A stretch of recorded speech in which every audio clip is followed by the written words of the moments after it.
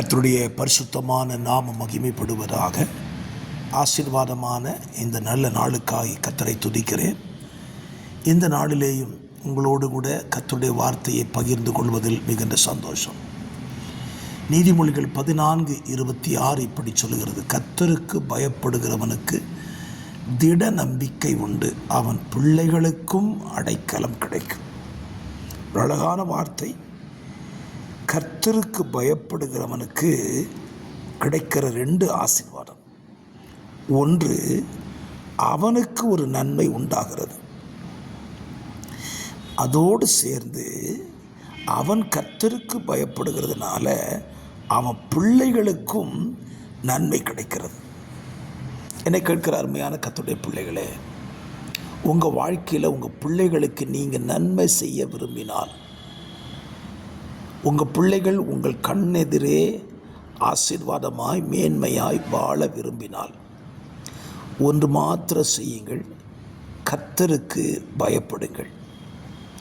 இன்றைக்கு இந்த கர்த்தருக்கு பயப்படுகிற அனுபவம் நம்மில் குறைந்து போவதினால் நம்முடைய பிள்ளைகளுக்கு நன்மையை செய்ய முடியாமல் நாம் இந்த உலகத்தை விட்டு போய்விடுகிறோம்.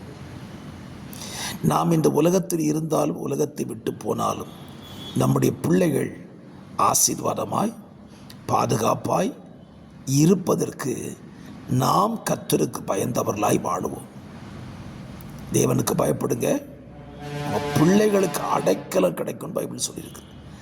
ஆகவே இந்த வார்த்தையின்படி வாழ இன்றைக்கி உங்களை ஒப்பு கொடுத்துருங்க. கர்த்தர் உங்களை ஆசீர்வதித்து உங்கள் பிள்ளைகளையும் பாதுகாத்து கொள்வாராக. God bless you. ஆமென். கர்த்தருக்கு பயப்படுவதில் வருகிற ஆசீர்வாதத்தை உங்கள் பிள்ளைகளுக்கு சொல்லிவிட்டேன். ஒரு காரியத்தை கூட சொல்ல விரும்புகிறேன். நாம் தெய்வத்துக்கு பயப்படும் பொழுது நம்முடைய பிள்ளைகளுக்கு அடைக்கலம் கிடைக்கிறது என்று வேதம் சொல்லியிருக்கிறது அல்லவா? இந்த அடைக்கலம் சாதாரணமானதல்ல. அவர்களுக்கு அடைக்கலம் எங்கெல்லாம் கிடைக்குமா? முதலாவது தேவனிடத்தில் அடைக்கலம் கிடைக்கும். அதுதான் பெரிய ஆசீர்வாதம். முதல்ல தேவனிடத்தில் அடைக்கலம், இரண்டாவது தேவ ஜனங்களிடத்தில் அடைக்கலம், மூன்றாவது இந்த உலகத்திலும் அவர்களுக்கு தேவன் சில அடைக்கலத்தை கொடுக்க வல்லவராயிருக்கிறார்.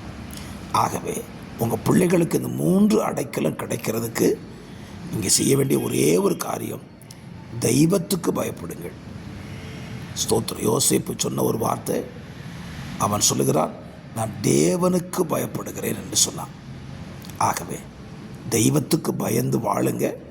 உங்கள் தலைமுறைகள் அடைக்கல பட்டணத்துக்குள்ளே சேஃபாக இருப்பாங்க என்பதற்கு எவ்வித சந்தேகமும் இல்லை. ஆமென். God bless you.